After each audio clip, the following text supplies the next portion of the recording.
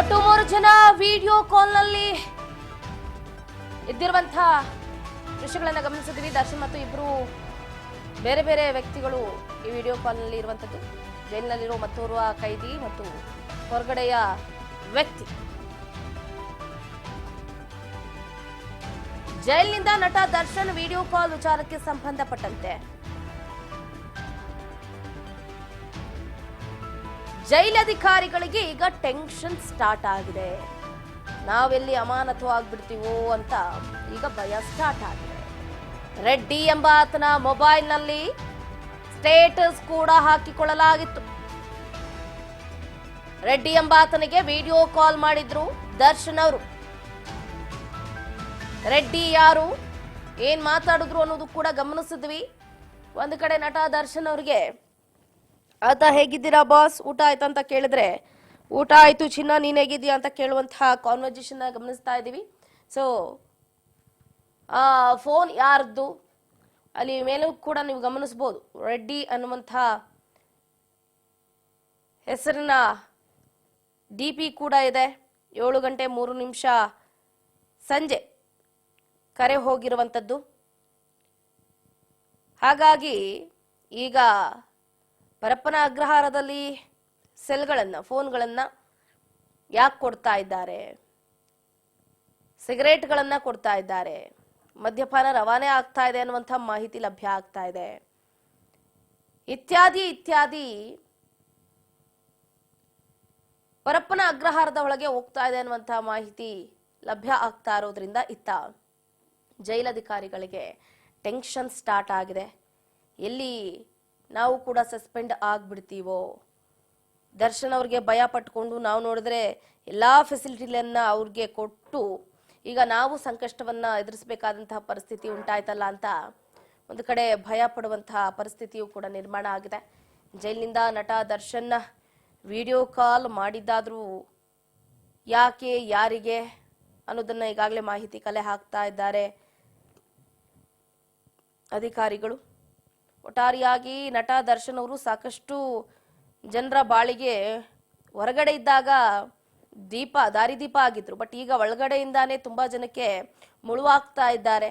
ದಿನದಿಂದ ದಿನಕ್ಕೆ ಒಂದಲ್ಲ ಒಂದು ಸಂಕಷ್ಟಕ್ಕೆ ಅವರು ಕೂಡ ಈಡಾಗ್ತಾ ಇದ್ದಾರೆ, ಮತ್ತೊಬ್ಬರನ್ನು ಕೂಡ ಸಂಕಷ್ಟಕ್ಕೆ ದೂಡ್ತಾ ಇದ್ದಾರೆ.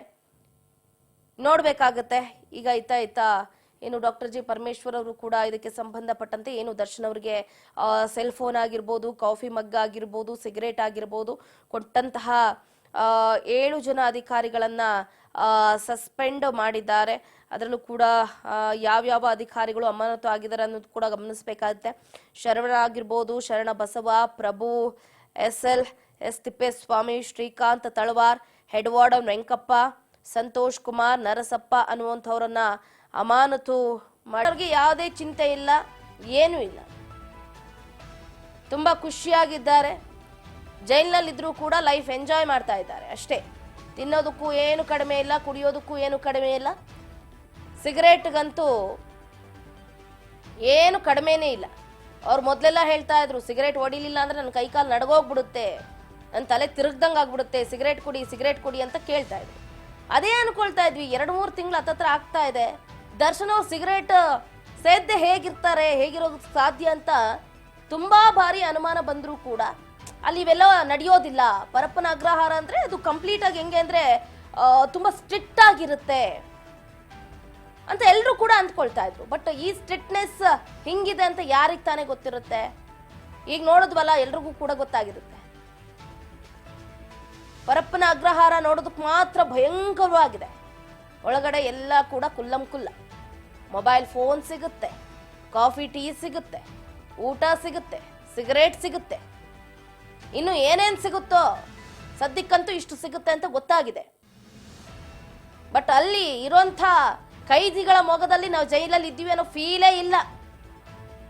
ಎಷ್ಟು ನಗನಕ್ಕಂತ ಜೈಲಲ್ಲಿದ್ದಾರೆ ಅನ್ನೋದನ್ನ ಗಮನಿಸಬಹುದು. ಅತ್ತ ದರ್ಶನ್ ಅವ್ರಿಗಾಗಿರ್ಬೋದು, ಧರ್ಮನಿಗಾಗಿರ್ಬೋದು, ಜೈಲಲ್ಲಿದ್ದೀವಿ ಅನ್ನೋ ಭಯನೂ ಇಲ್ಲ, ಭೀತಿನೂ ಇಲ್ಲ. ಇತ್ತ ವಿಲ್ಸನ್ ಗಾರ್ಡನ್ ನಾಗ ನೋಡಿ, ಕುಳ್ಳ ಸೀನಾ ನೋಡಿ, ದರ್ಶನ್ ಮ್ಯಾನೇಜರ್ ನಾಗರಾಜ್ ನೋಡಿ, ಯಾರೊಬ್ಬರಿಗಾದ್ರೂ ಭಯ ಅನ್ನೋದಿದೆಯಾ? ನೋ ಭಯ, ನಥಿಂಗ್. ಇಡೀ ಪರಪ್ಪನ ಅಗ್ರಹಾರ ಜೈಲ್ನೇ ಕೊಂಡ್ಕೊಳ್ಳೋ ರೀತಿಯಲ್ಲಿ ಕುತ್ಕೊಂಡಿದ್ದಾರೆ ಅವರು. ದರ್ಶನ್ ಅವ್ರ ಒಳ್ಳೆ ಕಟ್ ಮಸ್ತ್ ಬಾಡಿ. ಫಸ್ಟ್ ಎಲ್ಲ ಇನ್ನೇನ್ ದರ್ಶನ್ ಅವರು ಸಣ್ಣ ಆಗ್ಬಿಟ್ರು ಎಲ್ಲಿ ಸಣ್ಣ ಆಗಿದ್ದಾರೆ, ಇನ್ನು ವೆಯ್ಟ್ ಗೇನ್ ಆಗಿದ್ದಾರೆ ಅವ್ರು ಹೇಳ್ಬೇಕು ಅಂತಂದ್ರೆ. ಕೆಲವೊಂದು ಅದರಲ್ಲೂ ಮುಖ್ಯವಾಗಿ ಇಲ್ಲಿ ವಿಸಿಟರ್ಸ್ ಹೋಗಿ ಬರ್ತಾರಲ್ಲ, ಅವರು ಒಳಗಡೆ ಹೋಗಿ ಅವ್ರನ್ನ ಮಾತಾಡ್ಸ್ಕೊಂಡು ಬಂದು ಮಕ ಸಪ್ಪೆ ಮಾಡ್ಕೊಂಡು ಇದು ನೋಡಿದ್ರೆ ದರ್ಶನ್ ಅವರು ಏನು ಒಂದು 50 kg 60 kg ಆಗ್ಬಿಟ್ಟಿದಾರೇನೋ, ಊಟ ಇಲ್ಲ, ನಿದ್ದೆ ಇಲ್ಲ, ಸ್ವರ್ಗೋಗ್ಬಿಟ್ಟಿದಾರೇನೋ ಅಂತ ತುಂಬಾ ಜನ ಅಂದ್ಕೊಳ್ತಾ ಇದ್ರು. ಇವ್ರ ಎಕ್ಸ್ಪ್ರೆಷನ್ಗಳು, ಅವ್ರ ಕಣ್ಣೀರು, ಅವ್ರ ಬೇಜಾರು,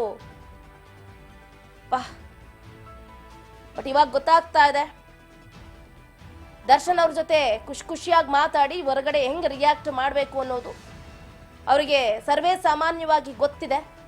ಹಾಗಾಗಿ ಜನರನ್ನ ಮಂಗ ಮಾಡಿದ್ದಾರೆ.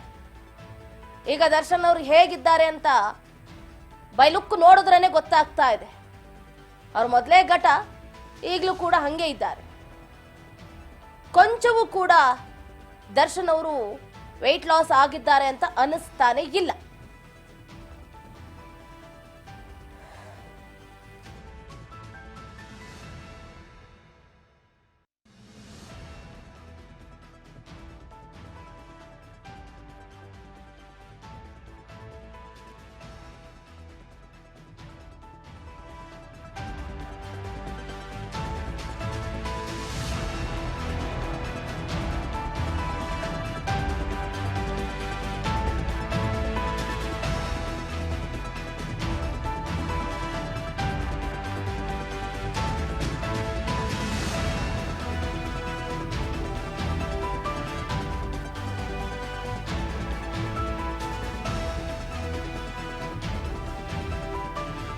ಪರಪ್ಪನ ಅಗ್ರಹಾರದ ಮತ್ತೊಂದು ಕರ್ಮಕಾಂಡ ಈಗ ಬಯಲಾಗ್ತಾ ಇದೆ. ಜೈಲಿನಲ್ಲೇ ಮೀಟರ್ ಬಡ್ಡಿ ದಂಧೆ ಜೋರಾಗಿದೆ. 35,000 ಹಣ ಏನಾದ್ರೂ ನೀವು ಕೊಟ್ರೆ ಕಲರ್ಫುಲ್ ಹುಡುಗಿರು ಸಪ್ಲೈ ಮಾಡ್ತಾರೆ. ನಿಮಗೆ ಎಣ್ಣೆ ಬೇಕಾ, ಗಾಂಜಾ ಬೇಕಾ, ಎಲ್ಲವೂ ಕೂಡ ಸಿಗುತ್ತೆ. ಎಲ್ಲವೂ ಕುಲ್ಲಂ ಕುಲ್ಲ. ನನಗೂ ಕೂಡ ಜೈಲಿಗೆ ಹೊರಗಿನಿಂದ ಎಲ್ಲವೂ ಕೂಡ ಬರುತ್ತೆ. ನಾನು ಸೌಲಭ್ಯ ಪಡೆಯುವುದಕ್ಕೆ 1.30 ಲಕ್ಷವನ್ನ ಕೊಟ್ಟಿದ್ದೀನಿ. ಜೈಲಿನಿಂದ ಹೊರ ಬಂದಿರೋ ಕೈದಿಯೊಬ್ಬನ ಸ್ಫೋಟಕ ಹೇಳಿಕೆ ರಿವೀಲ್ ಆಗಿರುವಂತದ್ದು. ಎಸ್, ಪರಪ್ಪನ ಅಗ್ರಹಾರದ ಮತ್ತೊಂದು ಕರ್ಮಕಾಂಡ ಬಯಲಾಗಿದೆ. ಜೈಲಿನಲ್ಲಿ ಮೀಟರ್ ಬಡ್ಡಿ ದಂಧೆಯೂ ಕೂಡ ನಡೆಯುತ್ತಂತೆ. ಅಷ್ಟೇ ಅಲ್ಲದೆ 35,000 ಹಣ ಕೊಟ್ರೆ ನಿಮ್ಗೆ ಎಂತೆಂತ ಹುಡುಗಿರ್ಬೇಕು, ಕಲರ್ಫುಲ್ ಹುಡುಗಿರ ಸಪ್ಲೈ ಕೂಡ ಆಗುತ್ತಂತೆ. ನಿಮಗೆ ಎಣ್ಣೆ ಬೇಕಾ, ಕೊಡ್ತಾರೆ. ಗಾಂಜಾ ಬೇಕಾ, ಕೊಡ್ತಾರೆ.